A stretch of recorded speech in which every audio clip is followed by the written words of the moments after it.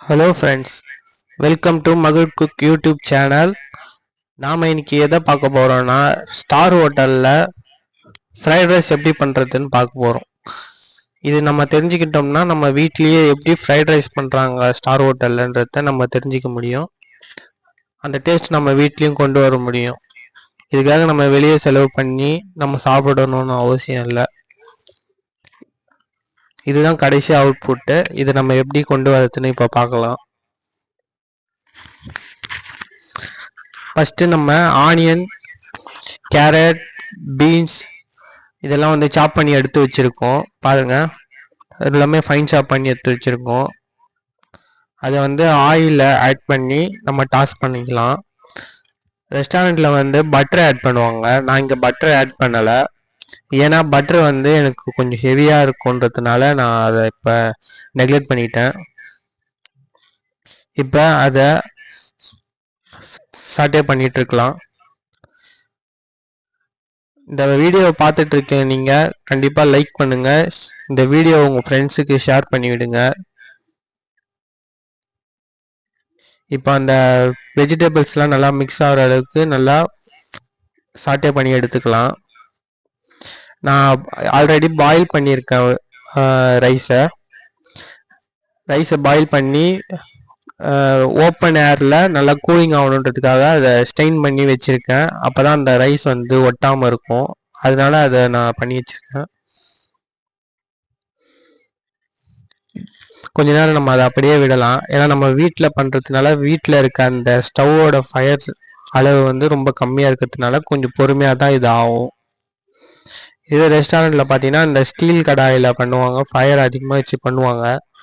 அதனால வந்து நமக்கு அது சீக்கிரமாக குக் ஆகிடும். இப்போ நல்லா மிக்ஸ் பண்ணலாம். நல்லா மிக்ஸ் பண்ணிகிட்டு இருக்கோம்.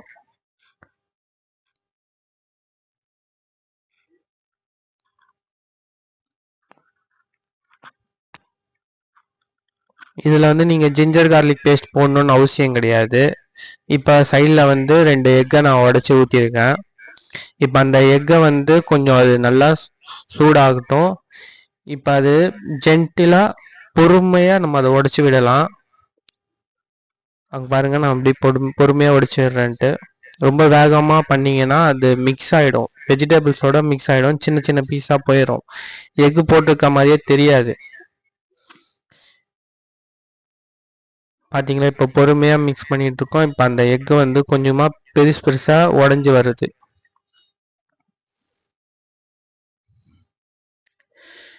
இப்போ எல்லாத்தையும் ஒன்றா மிக்ஸ் பண்ணிக்கலாம்.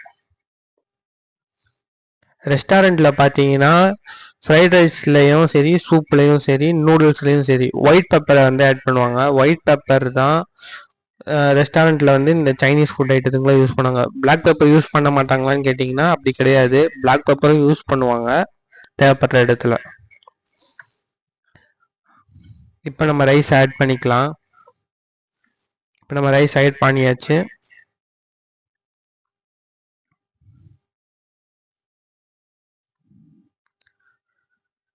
ஒயிட் பெப்பர் வந்து ரொம்ப கொஞ்சம் காஸ்ட்லியாக இருக்கும்.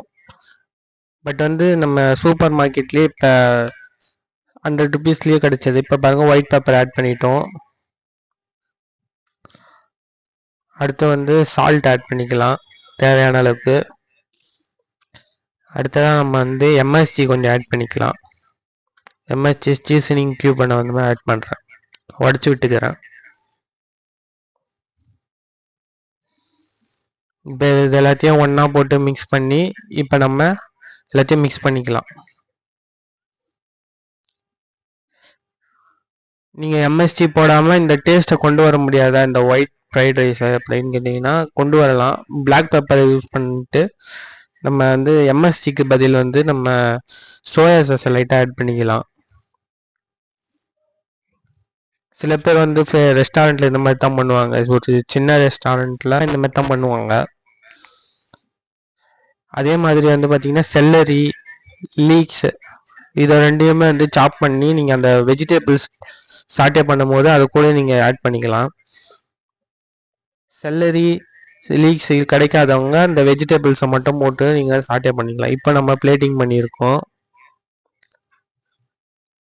இந்த வீடியோ உங்களுக்கு பிடிச்சிருந்தா கண்டிப்பாக லைக் பண்ணி ஷேர் பண்ணி சப்ஸ்கிரைப் பண்ணுங்கள் நம்ம சேனலை. Okay, bye friends.